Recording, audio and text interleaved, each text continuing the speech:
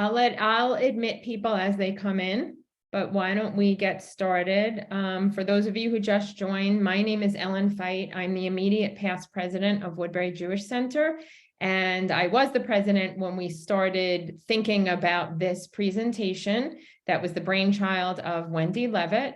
So I'm going to let Wendy take over. What I'm going to do is mute everybody else. If you have any questions, please put them in the chat. If you have anything that you really need to say immediately, raise your hand and I'll be sure that either Wendy or Tammy, who is our guest speaker as well, will be able to be notified that you have an immediate question or want to raise a point, and they will let you speak. So thank you for joining. I am going to mute everyone, or try to. And then I will unmute Wendy and Tammy.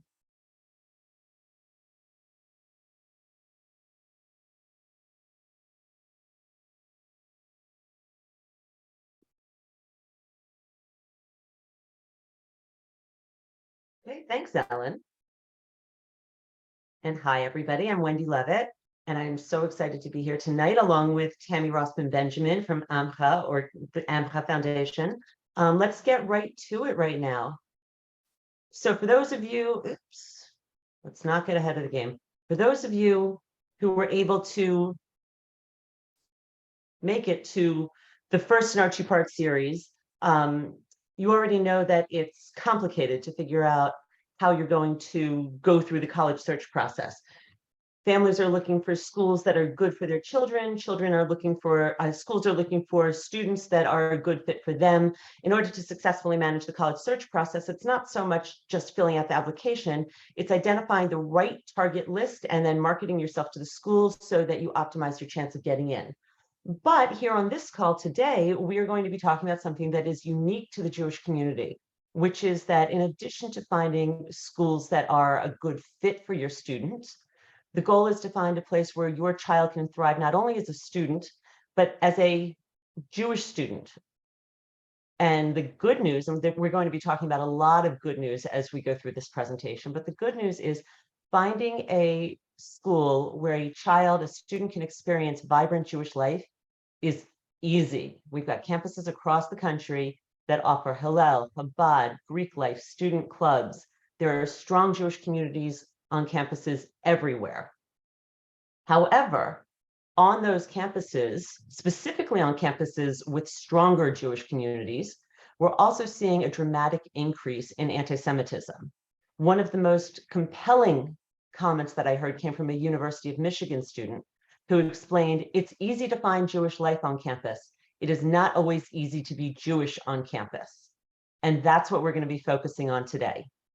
Now, as you look at schools, there's no magic button to press to identify if there's anti-Semitism on a specific campus.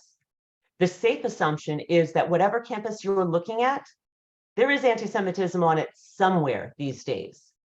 The question is, how is it going to present? So in the most severe situations, you've got over here in the middle bar on the left-hand side, you've got situations where professors or TAs will actually publicly call out their Jewish students in class and make them uncomfortable in class. They may actually downgrade students that they know are Jewish. On the other end of the spectrum, all the way on the right side of the screen, it might be as simple as the Campus Diversity Office, DEI, standing for Diversity, Equity, and Inclusion, puts out invitations for DEI programs, and they list a dozen different minority groups, and Judaism just is not on the list anywhere. In between, you have all kinds of flavors of anti-Semitism. Wendy, one sec. I don't think you're sharing your screen because you mentioned look left and right. So if you want to put your screen up. It's not sharing my screen. Wow, thank you for saying that. Hang on.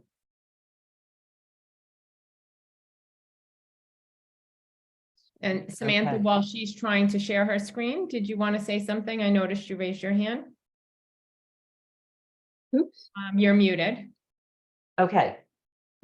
Looks. No, that was all I wanted to say, was that I didn't see the graphic that she was referring to. Got it. Okay, great.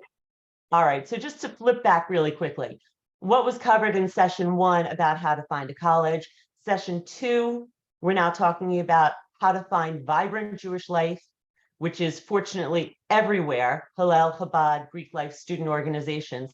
However, there seems to be a correlation these days with, as the richness of Jewish life on a campus increases, the existence of campus anti-Semitism also increases. So just to reiterate the quote, it's easy to find Jewish life on campus. It's not always easy to be Jewish on campus.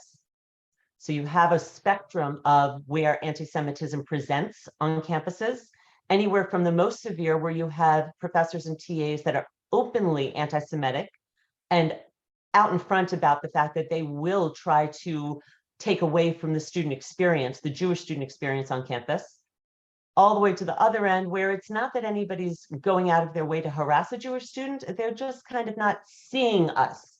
And you see that most notably in campus diversity programs that might call out every single minority community under the sun, but don't mention Jewish students. Good news within this, and like I said before, there's a lot of good news in this story, is that in spite of the fact that there's anti-Semitism on so many campuses that our children are looking at, our students are reporting that they are having great campus experiences. Okay. Some schools where there's less overt anti-Semitism, there will still be anti-Semitism that's presented in the form of maybe there's an apartheid wall put up on campus. Students will see it, they will feel uncomfortable about it, and they will move on with their lives.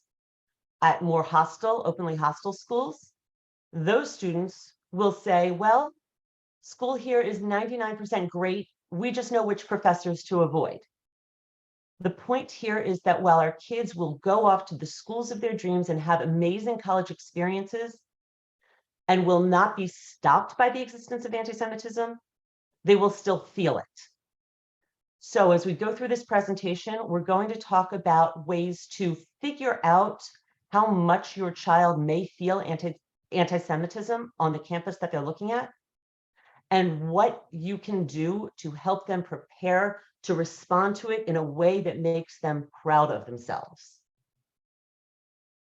Like I said, our kids should go to the schools that they want. Anti-Semitism is not everywhere. There is great Jewish life, even on the most hostile campuses. As we go through this, you'll see that anti-Semitism really exists, comes out of targeted places, and we're going to talk about how you find those targeted places. And then we're going to talk about what you do when you figured out exactly what the climate at the campus you're looking at feels like. Okay, let's do some background information. Pretty much any type of anti-Semitism that comes out on a college campus stems from BDS. BDS stands for Boycott, Divest, and Sanction. It is a global movement with the original goal of eliminating the existence of Israel as a Jewish state. They're still trying to do it, but basically they pretty much horrifically failed at damaging the Israeli economy or eliminating Israel. So they have turned their focus to harassing Jewish students on college campuses. And they've made particular inroads in the United States, in Canada, and in the UK. So when you're on college campuses where there is BDS, you will probably come across an organization called Students for Justice in Palestine. That is the on-campus arm of BDS. They will be the ones responsible for things like the apartheid wall that will show up on even the most Jew-friendly campuses. They make a lot of claims that are ridiculous when you think about them. The primary ones that you'll hear about is they're on the left side of the screen here. That Zionism is racism, that the Jewish community does not trace its roots back to the land of Israel, and therefore we are colonialist oppressors, that Israel has erected an apartheid wall, which in fact is the security barrier that was put up in between Jerusalem and the West Bank to stop the suicide bombings of the Second Intifada. And they will say that the Israeli government is perpetrating a Palestinian genocide, overlooking the fact that the Arab population in Gaza and the West Bank has actually increased significantly since 1948. Okay, but these are the lines that will be forced out into the campus community and used to embarrass Jewish students about their heritage. Okay?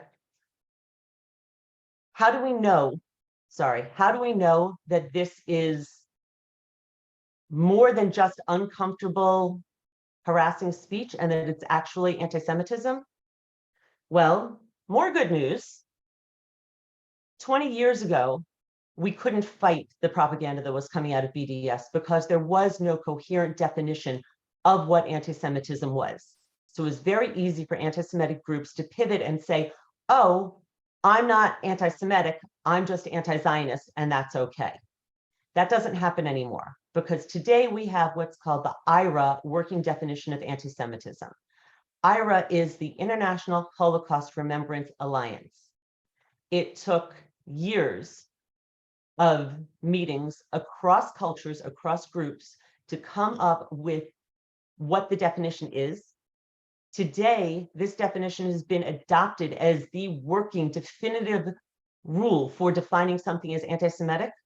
It's been adopted by, it's not over 1,000 organizations anymore, it's by over 1,100 organizations worldwide, including the United States Executive Office, our Departments of Justice, State, and Education, 32 US state governments, and international organizations, including the European Union and the Organization of American States.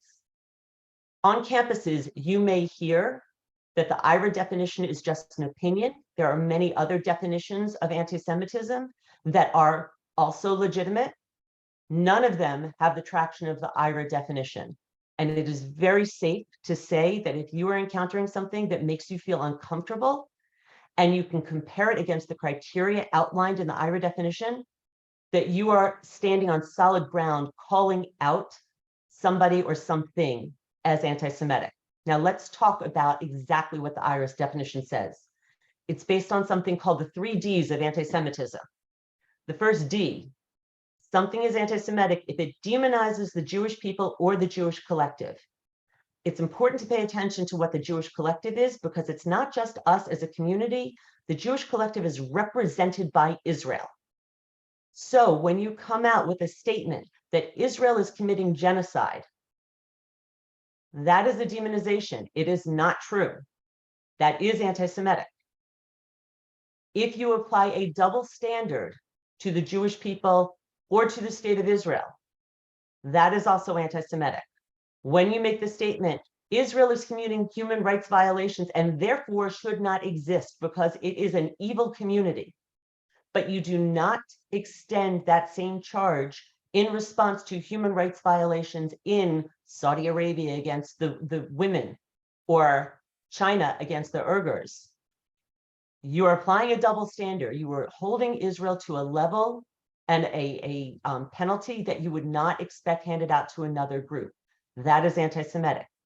The final criteria of something as anti-Semitic is if it delegitimizes our right to self-determination.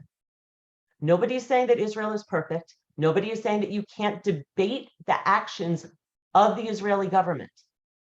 But to say the Israeli government is corrupt and therefore Israel should not exist as the Jewish state, have you ever heard anybody say the Chinese government is completely corrupt, therefore China should not exist?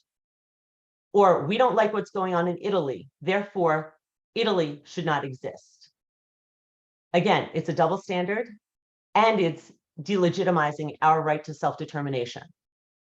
So now that you understand what the basic complaints are going to be from BDS on college campuses and why we are on solid ground fighting them, let's talk about what happens when BDS goes unchallenged on college campuses and what you might see at the schools that you're looking at. When you come across schools with professors and TAs that have signed on, and I do mean literally signed on, signed petitions supporting BDS, you will have those professors use their podiums, in some cases, instead of using them for education, they're using them for indoctrination and weaving anti-Semitic bias into some of their lectures. You will also have situations where professors will call out a student in class for being Jewish, saying anything from, oh, well, it's not your fault that you were born Jewish, to, well, Tell us, why do you Jews do that?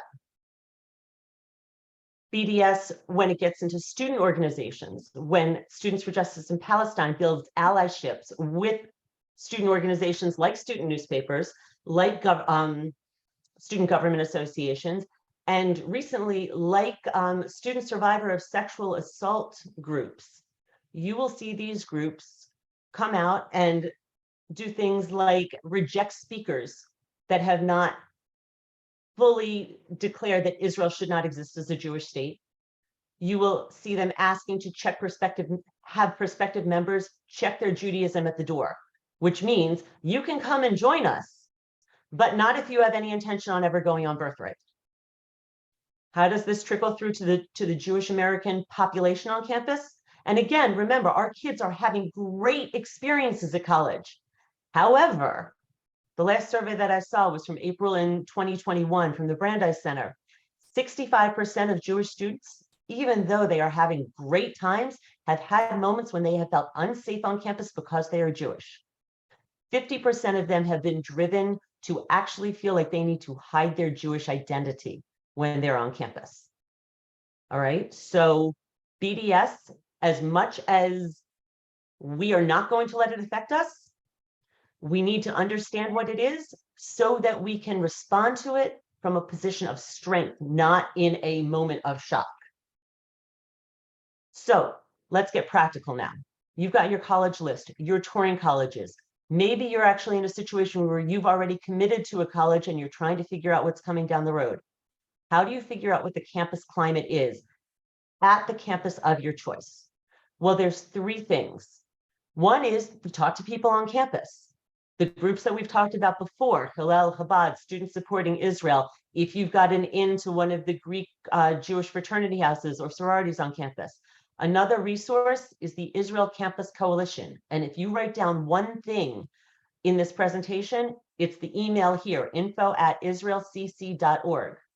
This is an umbrella organization. They may not be able to give you the information or the help that you need, but they can put you in touch with the organization that can help you. The second thing that you can do is review things on the web.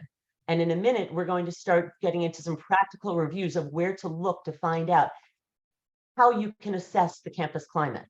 But before we get to that, we're going to go through the fastest, easiest, most accessible tool that you have available to you to figure out what's going on campuses across the country, and that is the AMCHA database. And for that, I'm going to turn it over to our featured speaker, Tanny Rossman-Benjamin. She is the founder and executive director of AMCHA, and she is here to actually walk us through it. We are so lucky to have you here, Tammy. Thank you very much. With that, I'm going to turn things over to you. Thanks, Wendy. I'm going to get my screen back because I didn't have it before. Just a sec. There we go. Hi, everybody.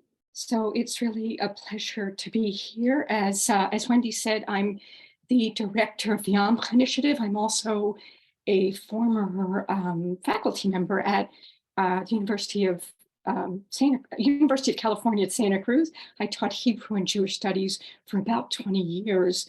And I got into this business because my students would come to me and they would cry about what was happening on campus, not just in the campus square with groups like Students for Justice in Palestine, but also in their classrooms with their faculty members who would sort of pump out this anti-Zionist propaganda, and it would drive students nuts. It would make them feel unwelcome on their campus. And so that's when I decided that I needed to stand up and do something, and founded the AMCHA initiative. So what I want to do is to give you a sort of a magical mystery tour of our database to look, because we are the only publicly accessible database of anti-Semitic incidents on colleges and university campuses across the US. We keep track of, well, every four-year college and university campus in the US. I think our database has incidents from over 400 campuses. Certainly almost all of the campuses that are most popular with Jewish students. There are about 4,000 college and university campuses in the US. Jewish students tend to gravitate to about 100 or 150 of them. Those are the ones that we keep our biggest focus on. And as Wendy said, we have a database that collects incidents from, we scour the internet, we scour social media, we have incidents that are reported to us from different campuses by students or other people on campus or visitors to campus. And I'll tell you how you can report if you would like to do that. But we do document, and I think that's one of the most important things that we do. But we also, and you have to know that, as I said, I'm a former faculty member. My co-founder taught for 30 years at UCLA. We are faculty. We look at the university. We understand it sort of from the inside out. And we not only document incidents, we actually analyze them. We report on them.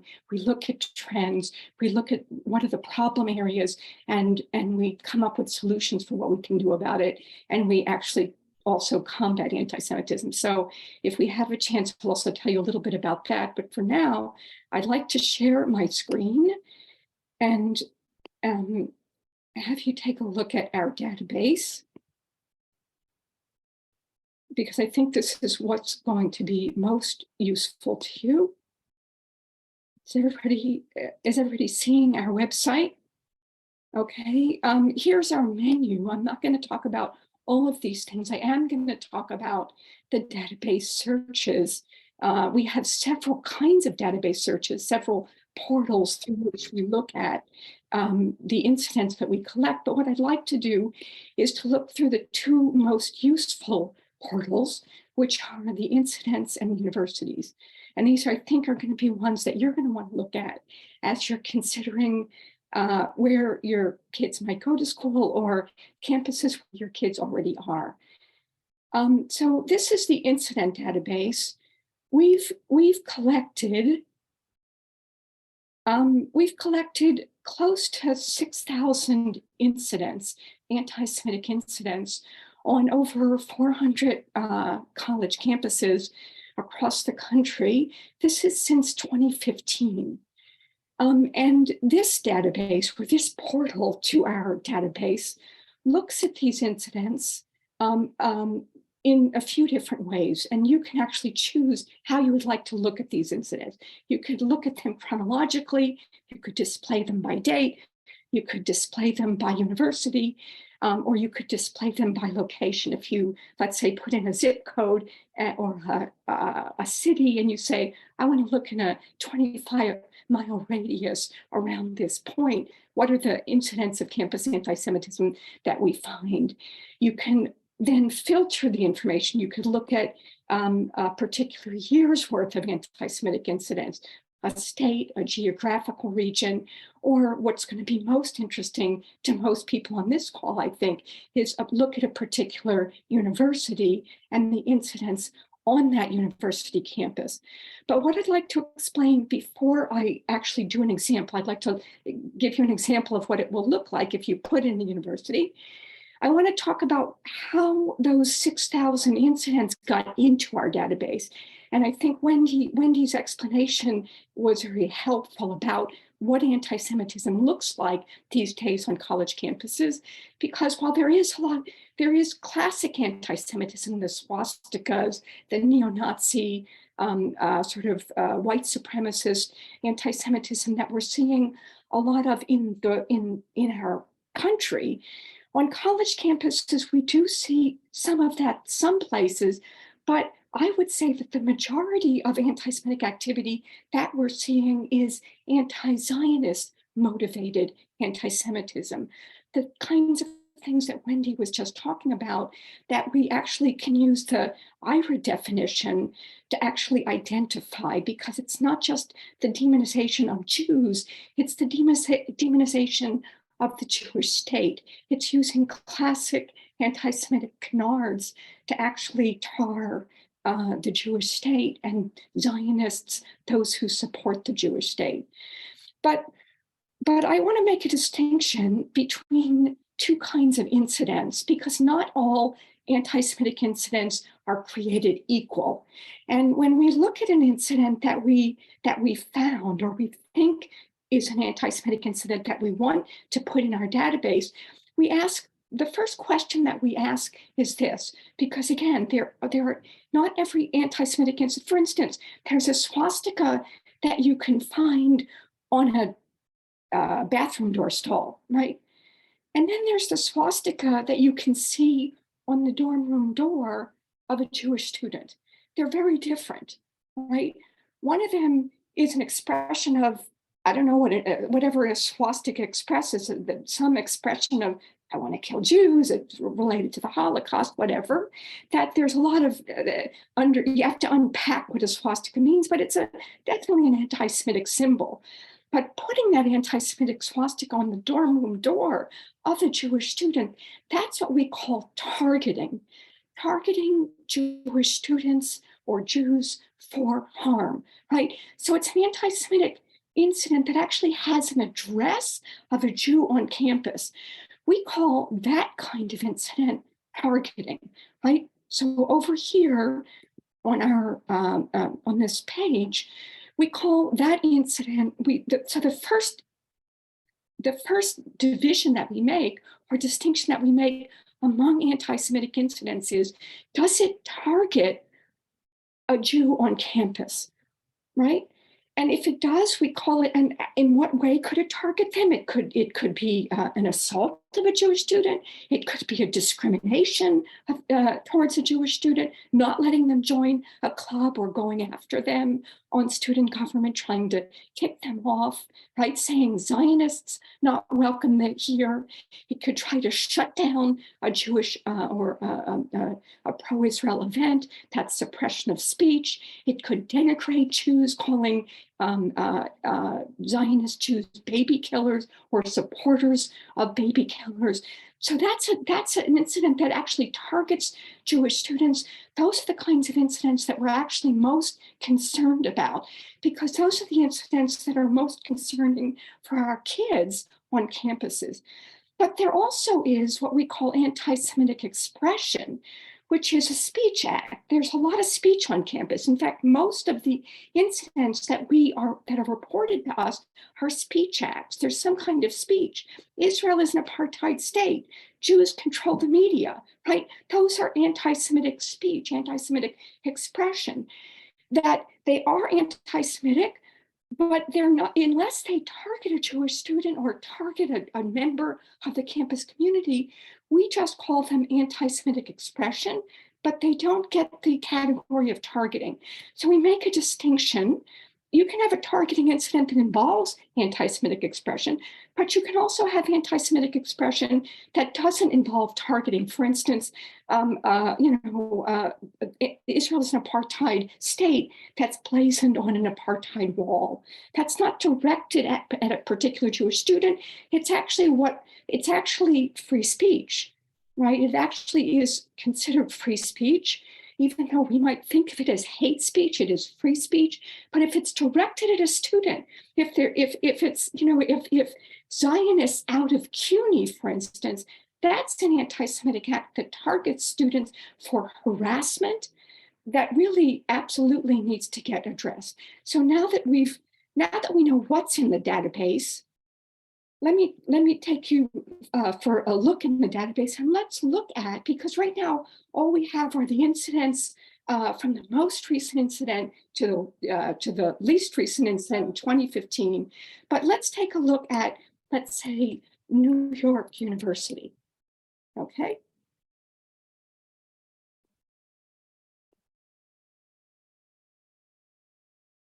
And this comes up with all of the incidents in our database for New York University.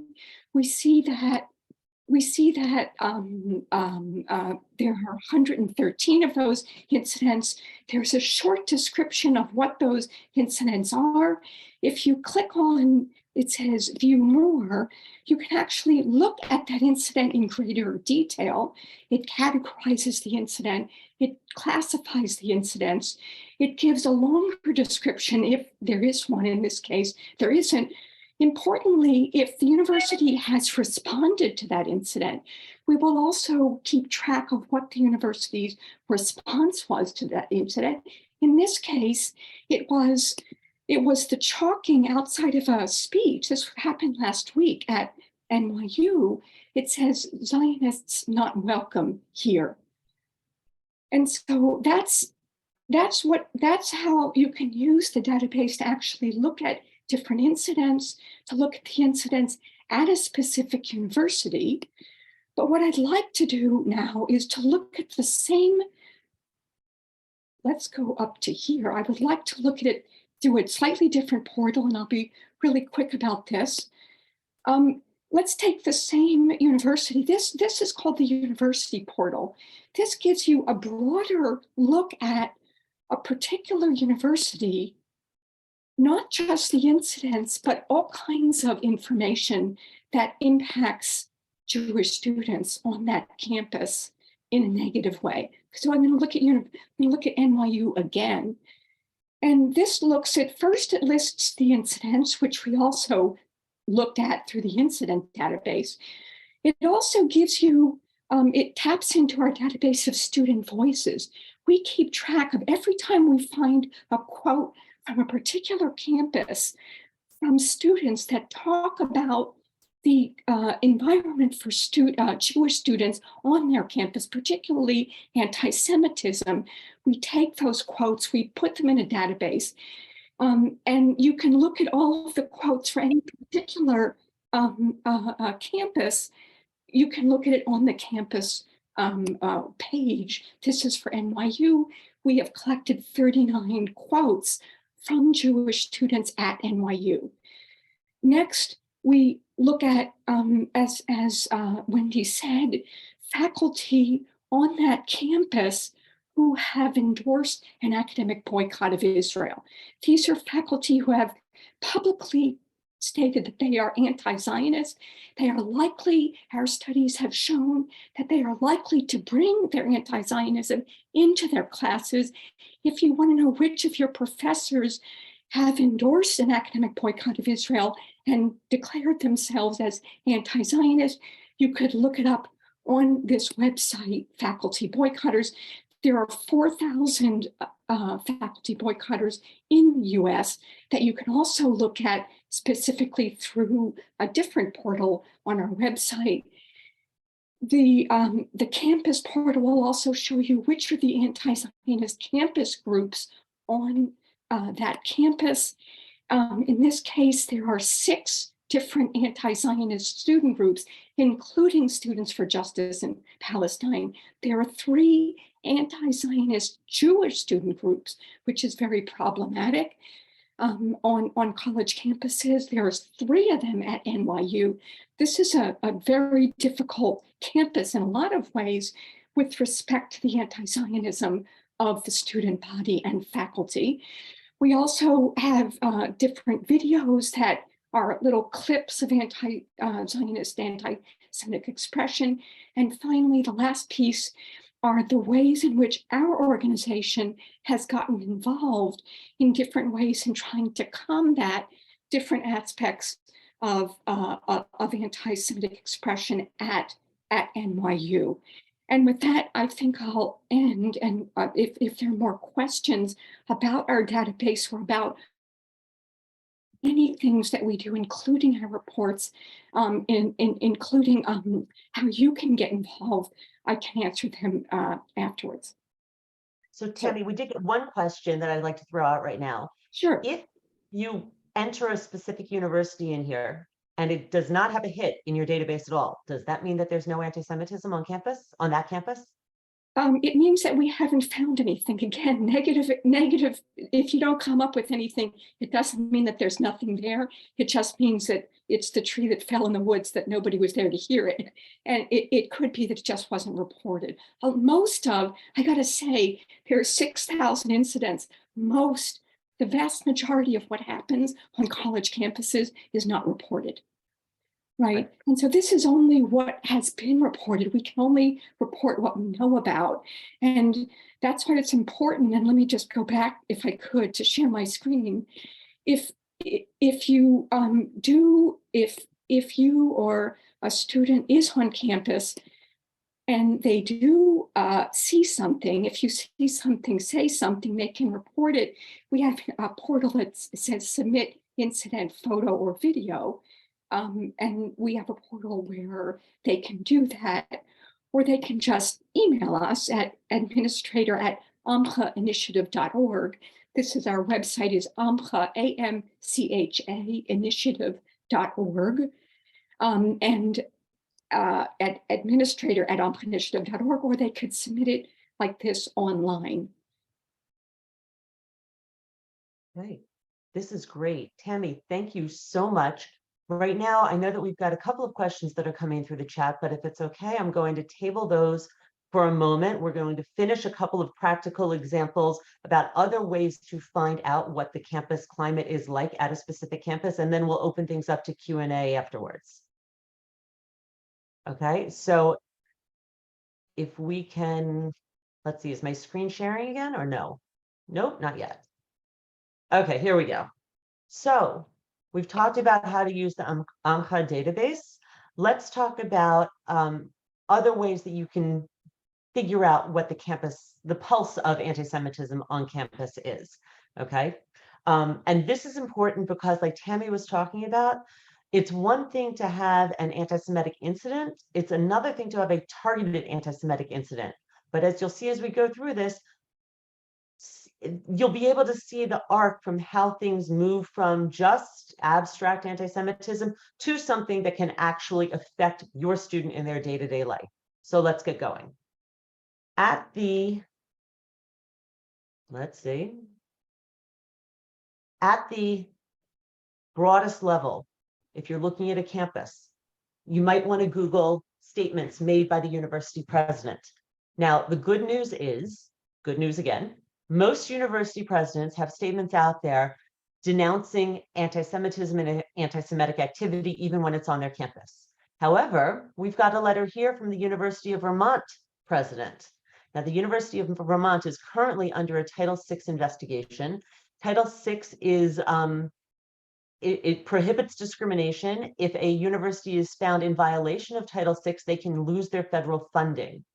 So the University of Vermont is under investigation for a Title VI complaint about anti-Semitism on campus. Rather than doing a mea culpa, we'll do our best, this president decided to double down and gaslight the entire Jewish community. She issued a statement saying, there is no anti-Semitism here. The events under discussion have been misrepresented.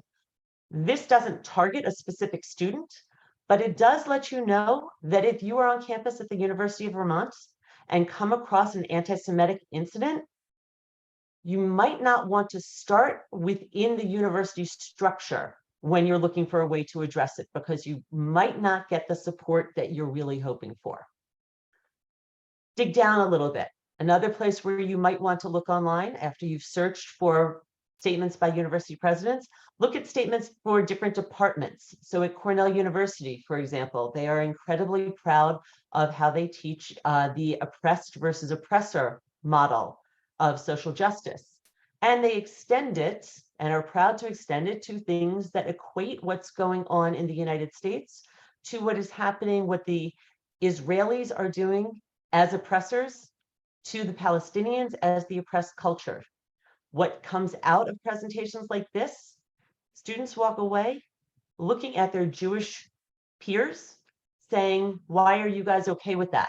And this is where the ostracization of the Jewish community can start. Something else that you look at, if your child is interested in a particular department within a university, do a quick search and see if if that department has issued a statement on, the easiest thing is, did they issue a statement during the Gaza-Israel war in 2021? But you might also want to Google and see if the department has issued a statement on Palestine in general and see what the language is for that. Drilling down a little bit farther, your student has a particular interest and they are excited to go to their university of choice because they want to take specific classes. Take a look at the professors that might be teaching the classes that they are most excited about. Carlton Williams was named Anti-Semite of the Week by the Combat Anti-Semitism movement about 4 weeks ago. He is an assistant clinical professor of law at Cornell University. He is a vocal opponent of the existence of the State of Israel. He also teaches seminar classes on social justice. If you're going to Cornell Law, you can get a great education. You can have a fantastic experience. If you were going for social justice and you were planning to take Professor Williams' seminar, you want to go into that class prepared for what you were going to do when you were confronted by anti-Semitic language. Drilling down a little bit farther, when you are deciding on your university, you might want to check out, again, Google search. Google is great, it's my friend. What the Graduate Student Union is saying about Israel and about BDS.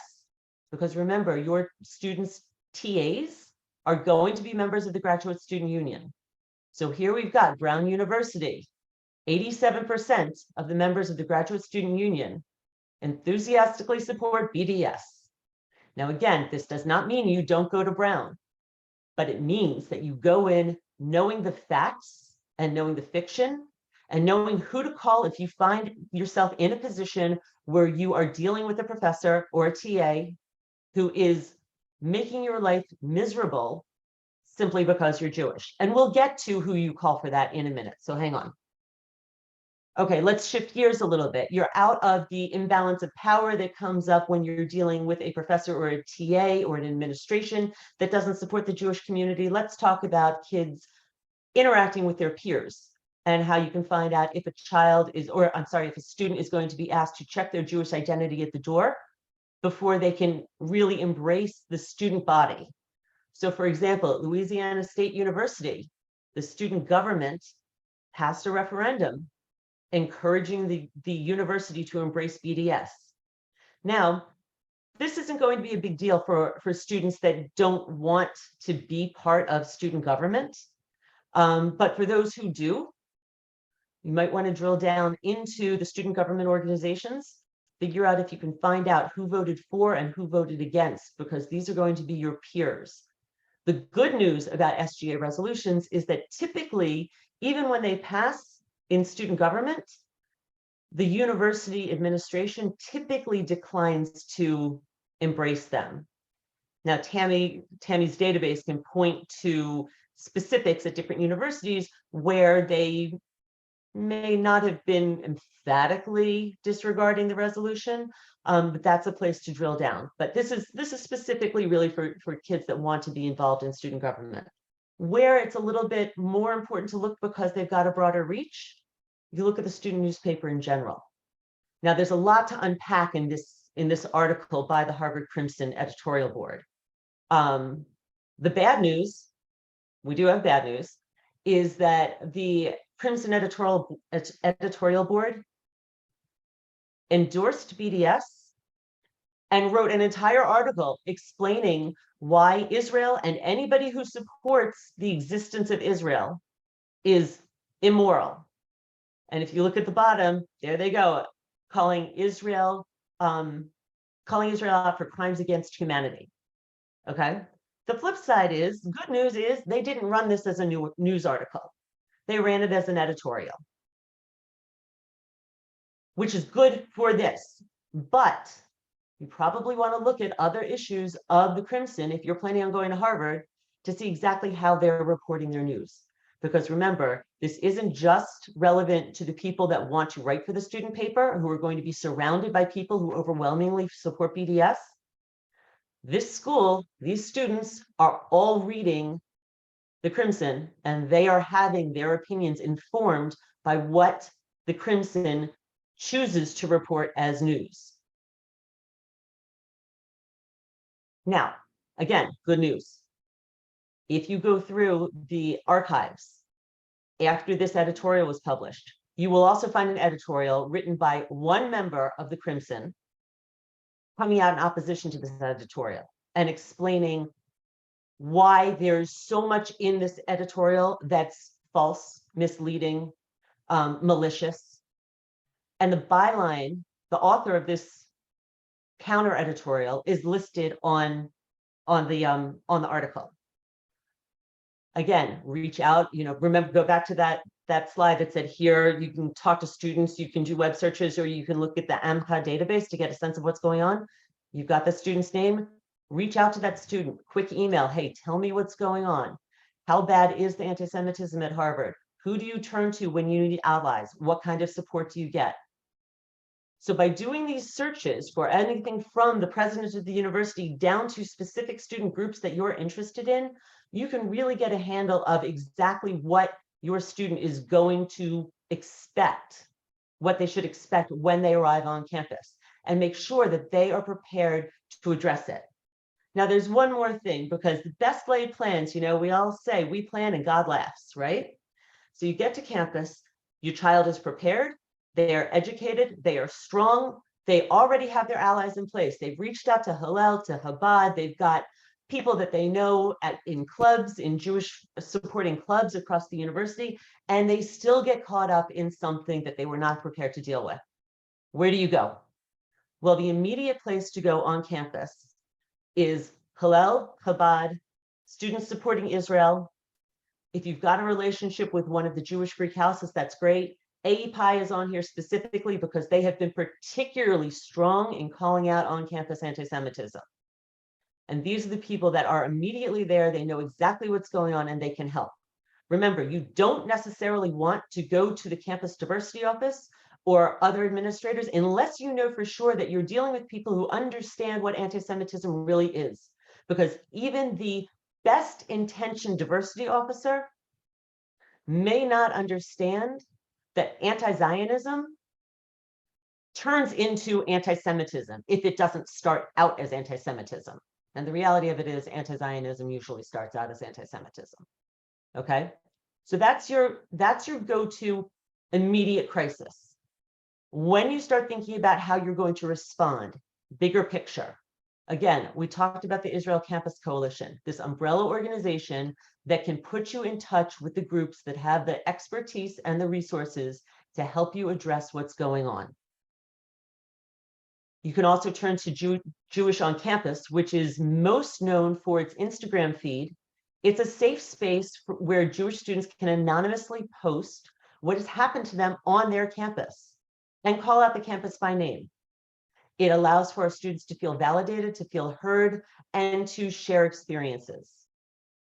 You may also want to reach out to Alums for Campus Fairness, which is a great organization that, just like their name suggests, will rally alums from your school to come back and work with the administration at their alma mater to bring their university back to the university that they love so dearly. Stand With Us has many, many irons in the fire, everything from a social media presence to legal resources to help with Title VI complaints. The Brandeis Center for Human Rights Under the Law has been incredibly effective at taking cases and working them through the legal channels for Title VI complaints. Most notably, they've supported, we had a Jewish student at Tufts and a Jewish student at University of Southern California that were both forced off of their student governments. One of them because I believe they were planning a trip to Israel. The other one basically simply for being Jewish. And they took up the cases and they've worked them through the channels and are getting results. And finally, a national group that you do not want to forget is out there and is your friend is AMCA. And I believe Tammy did a fantastic job explaining what AMCA can do. So in the interest of time, I'm going to leave it there. Now, of course, there are still our traditional mainstay international organizations, American Jewish Committee, World Jewish Congress, Anti-Defamation League. These are great organizations. They are not focused specifically on what's going on campus, but they are always proud to stand against anti-Semitism. So I think that wraps us up, and we've got a little bit of time for questions. Oops, let's stop sharing now. There we go. Okay. So let's see, we've got, how do we arm our children with information to combat people who aren't willing to listen? Tammy, feel free to chime in on this. But the answer is, and I heard this most eloquently from Noah Tishby, who was the special envoy for Israel fighting anti-Semitism. If they're not willing to listen, you can't talk to them. It's not about talking to those people. They're not interested in hearing anything that you have to say. The best thing to do is, if you can provide distance, provide distance. The people that you want to engage in conversations with are the people who are on the fence. The uneducated students at Harvard who are reading the Crimson editorial and are forming an opinion based on that, but really haven't committed to everything that's in that article, who are willing to say, oh, what in this article makes sense and what doesn't. That's where you put your energy. It's unfortunate that you can't talk to the people who are committed to hate, but it's no different than trying to talk to the people who were marching in Charlottesville saying Jews will not replace us. Any other questions? Any hands? Let's see. My son has had exams on Kol Nidra and the second night of Passover. What to do? Okay, Tammy, actually, would you mind, given that you have been in the academic environment, would you mind taking the lead on that question? Yeah, I'm not sure I have a good answer. I think it's definitely the kind of question that it's definitely the kind of issue that you want to bring up to somebody in the administration. I mean, I think most, I don't know, most campuses, I think, are sensitive to that kind of thing. That if you tell a professor, I think usually what students would say to me, I mean, I was the one who would take off for all the Jewish holidays. So my students didn't have that particular issue with me. But if they had such an issue with other faculty, other classes that they were in, I would actually advise them to talk to the faculty member if there is something specific. Now, if it's like move-in day, or if it's something that's system-wide that has to do with the university as a whole, I think that's an issue that you raise, especially you get one of the national groups like the ADL or whatever to go with you to the administration to say, this is not right? This is not right to have one day where students can move in, that's Rosh Hashanah, or especially at the beginning of the year. I mean, this is a big deal. This happens a lot with the high holidays, and at least the beginning for schools like where I go, where it's on the quarter system, and schools start around the same time that Rosh Hashanah often is, or Yom Kippur often, whatever, that's a big deal for students, or move-in day. And so basically you're asking for flexibility. I mean, look, there are a lot of religions, there are a lot of people with a lot of special needs. We're just one of them. We have to realize that. But yet we have to also say we count too. If you're sensitive to one group, you have to be sensitive to all groups. Ultimately, that's an important message. But we also have to give them, just say, look, what we're asking for is our options. There has to be an alternate day to take an exam, or to move in, or to whatever, right? You can't have graduation for my student on Shavuot, whatever. These are the things that you want to build sensitivity and sympathy at the same time as you want to basically get what you want for your kid. So I think you have to also consider, you can't just be angry. You have to be diplomatic, and you have to think strategically about how to get what you want, but also how to educate for the next set of students who come along, right? So I think you can do all of those things, but you have to have the right mindset. Thank you, Tammy. And for students that are trying to work through that on their own, I would suggest the first place where you want to go to brainstorm with someone in a safe space is probably Hillel.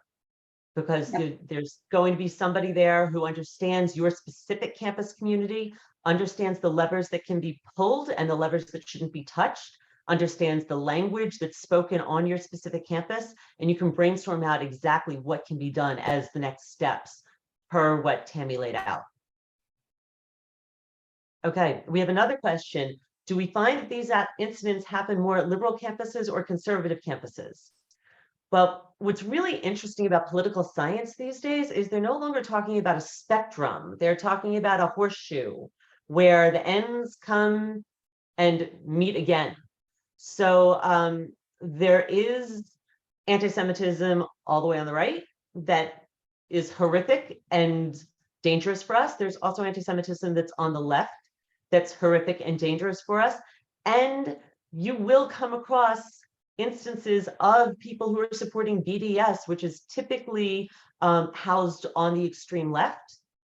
And you will come across pictures of people supporting BDS who are holding banners with swastikas. Because at the end of the day, the goal is the same. The goal is to demonize the Jewish community and to get rid of where we exist.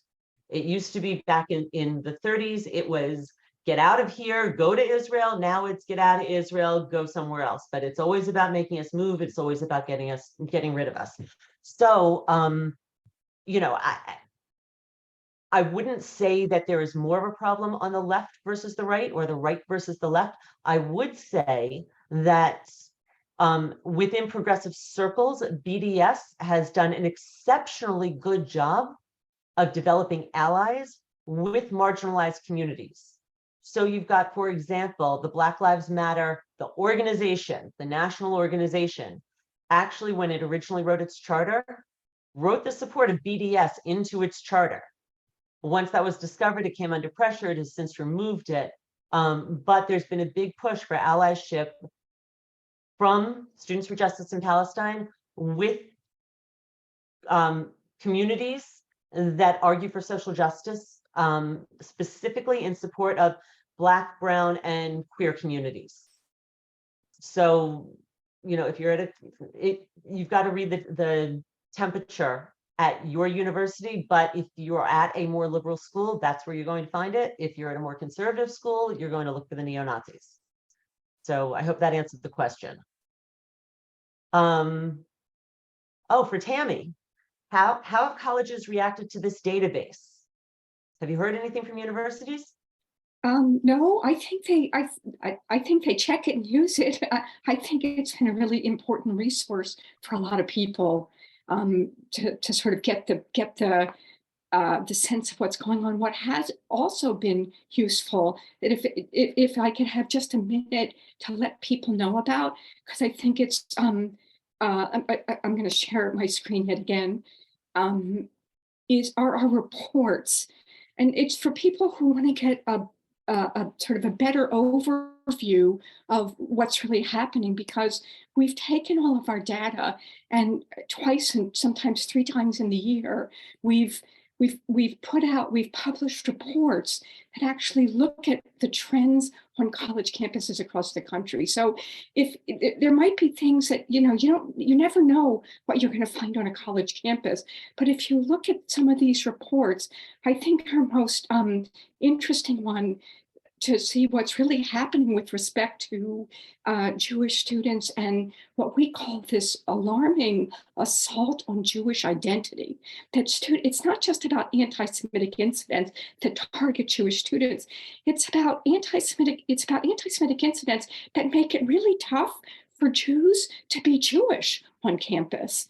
And I think that that's really a problem, not just for Jewish students, but also for the entire Jewish community, because there's an entire generation of Jewish students whose Jewish identity is being assaulted, and they're not being allowed to express themselves as Jews. And so this is I think is a really important report that I think that you might want to look at to see what's happening on college campuses across the country. But a really also an important report that I want to tell you about is the most recent report, which is called Falling Through the Cracks. What we did was we looked at the harassment policies, the policies that deal with student behavior on the colleges most popular with Jewish students, 100+ of them. And we looked at the policies that are supposed to deal with harassment. And we saw that unless your student fits into a particular identity group that is legally identified, your student will not get support from the university and will not get a response from the university to deal with that harassment. And the problem for Jewish students is oftentimes because it has to do with Israel and anti-Zionism, which is not necessarily seen as anti-Semitism by many university administrators, Jewish students are not seen as suffering from the harassment directed at them as a religious group or an ethnic group. And therefore, they don't get the response from the administrators that other students, for instance, Black students, or even Muslim students get when they are harassed on the campus. And that's a real problem. I think that's even more important than the incidents themselves, is the fact that universities are not addressing those incidents in a fair or equal way.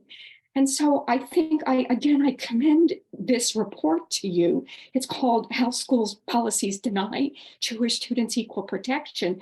And we also talk about what can be done about it. And what we argue for, and what we actually would love also parents to argue for, is that every student needs to be equally protected from this stuff, including Jewish students, that you shouldn't have to define anti-Semitism before students are protected from behavior that no student should have to endure. No student should be harassed for any reason, right? Not just because they're Jewish or Black, right? No student should be harassed. And if we believe that the problem here is that in order to get protection, the way that university policies are organized and written is that you have to fit into a particular identity box. If you don't, you are not protected, right? And the protections that are afforded you are minimal to non-existent. And so that's just not fair. Yes, we could try to get Jewish students into the protected identity group, but our group says that that might not happen, or that might take time to happen. For right now, it is an outrage that every student is not equally protected from behavior that all students should deserve protection from, particularly at, let's say, private universities like NYU, Harvard, Tufts. You're spending $70,000 in tuition alone, and your student doesn't have the same protections as their fellow student. That is just an outrage and not right, not fair. No matter what, so again, I think that if once we in the Jewish community realize there's a problem on campuses throughout the country, no university that we looked at of the 120 campuses that we looked at had equal protection for students that didn't fall into a legally protected category. And that should be an outrage for all of us. And I think that one of the things that we need to do in terms of our advocacy, in terms of speaking up for our students, having the backs of our students, is demanding equal protection for all students, including Jewish and Zionist students, right? And I think that's, I encourage you to look at this report, to look at the recommendations. And one more thing, and I'm sorry, I know this is quite the end, but if you'd like to keep up with what we do and some of the ways that keep up in terms of activism, but also just information, please sign up for our bulletin, Amcha's bulletin, where we send out we won't clog your inbox. We just send out mostly action alerts, things that you can do to help a situation, either on a particular campus or nationally. Oh, and actually, Tammy, thank you. One thing that we did not really talk about because there's so much to talk about, but there is a Facebook group called Stop BDS on campus. And they, just like Tammy mentioned, they put out action alerts. So if there is a university that is engaging in particularly problematic behavior where they need something immediately, if you're an alum, they put up the call to say, please write to your university. It's another way that dovetails really nicely with AMCA to say, to find out that you can add your voice and you can help without actually a lot of effort on your part. It's 5 minutes to write the email.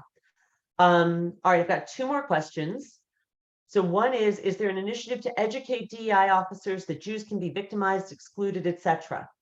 It is a very hard battle right now because DEI officers, for the most part, have been trained in the theories that were put out in Ibram X. Kendi's How to Be an Anti-Racist. And I'm not getting into a conversation about CRT and the pros and the cons because that's a different topic.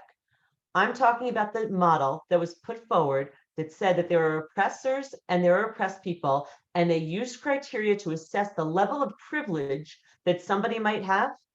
The criteria that are taught in that book automatically put us as Jews, whether we are white passing or not, at the top of the oppression pyramid, where there is something called Jewish privilege. And this, unfortunately, is the framework that many DEI professionals are operating in. So how do we change it? Well, you're about to have kids at school, and it's a very grassroots thing. But for example, my son is at the University of Maryland. We got the weekly email saying, these are the things going on, and here are opportunities for parents to be included. And wouldn't you know, they were forming a parents' diversity committee. Well, guess who was the first person to put in their application to be on that committee, which put me in direct contact with the DEI office. And we found out very quickly that as pro-Jewish as the campus is and is concerned, and as good a job as they do protecting their Jewish students, the DEI office did not have a really good understanding that there is no difference between anti-Semitism and anti-Zionism. We're working on it, but this is how we get the ball rolling. So I would highly encourage any parent that has an into any school, or if you hear something from your alma mater that there's anything going on with DEI, you stick your hand up and you get involved, because the more of us that speak, the more effective we'll be. Okay, wait, I'm sorry. I want to end on Shari's question. Okay, great. Last question. And I love this question. I know you said there is very good news, but I'm not feeling it. Please review the positive information again. Fair point. There is a lot here to be worried about. But the thing to remember is that we are not giving up. We are not backing down. We are not running away. There are still vibrant Jewish communities. You hear horror stories about things that are happening at some campuses like Rutgers, like NYU, like Harvard. We still have very strong, very robust Jewish populations there. The Jewish communities are not diminishing. Harvard might be an exception, but that's another story. But for the most part, the Jewish communities are staying strong. Our ranks are staying full. And we are continuing to live our best lives as students who happen to be Jewish. And as long as we continue to do that, as long as we don't run away, BDS can do their best, they will not win. And that is the best news that we all have to remember as we get our kids through the college experience. Trey, I see your hands up. By the way, I'd like to introduce everybody to Trey Meehan. He is from Alums for Campus Fairness, one of the fantastic organizations that I mentioned. Thanks, Wendy. I was actually just clapping because I really agree with what you were saying. You and Tammy did a great job. I was actually just typing in the chat to Sherry just to say that as was talked in the presentation, I don't want to repeat, there are plenty of organizations ready to support Jewish and Zionist students on campus. And I think that is the positive news, even though there's a lot, we talked about all the negative, but again, there's a lot of support out there, and we can students can be plugged in a lot of different ways and find opportunities to find, or can be plugged in and find ways to find that support. And so I'll just really quickly plug, Wendy, you did a great job describing ACF. As parents, you all can, I'll put a link in the chat, but you can sign up on our website, both for your own alma mater, but also when your student decides on their school, you can add your affiliation as a parent, and then you'll get an update when things are happening on their campus, and kind of get alerts where then as a parent, you can put your voice forward if and when it's necessary. So thank you. Okay, so everybody, thank you. This has been, I hope you all have learned as much as you wanted to from being on this event. For those of you who are members of Woodbury Jewish Center, if you have any follow-up questions, you can get to me through the main office. For those of you who are not and would like to and have follow-up questions, reach out to me through Facebook, DM me. And at that, I think we're going to call it an evening. Thank you very much, everybody. Wendy, one moment. People had asked about the recording and the link. So this is recorded and we will have a link available. I don't know if you would like them to request it from you in particular. I don't know that I want to put it on our webpage for anybody to have, but I think if it's okay with you, Tammy, and you, Wendy, we can certainly send it out to everyone who signed up and attended here this evening. Is that okay? I think that would be great. Good. Okay. Well, thank you, Wendy. Thank you, Tammy. Thank you, Trey, for your input. This was really fantastic. I put 3 children through college. You will survive. Your kids will come out stronger, I promise. And Dave Sakai put in the chat about supporting Hillel and Chabad. You absolutely should do that because that is your students' go-to place. And I will also say that Woodbury Jewish Center, for those who are members or are thinking about it, we are your home away from home, and our clergy is also available to speak to you and your children if you have any concerns while they're away. So thank you everyone for participating. This was really a phenomenal presentation. Have a great night, everybody. Bye-bye.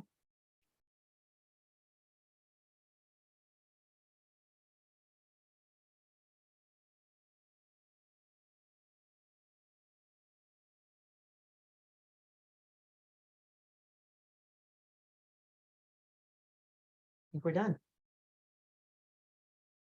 Just waiting for everybody to sign off. They might have walked away. I think we're good. I'm going to sign off. Okay.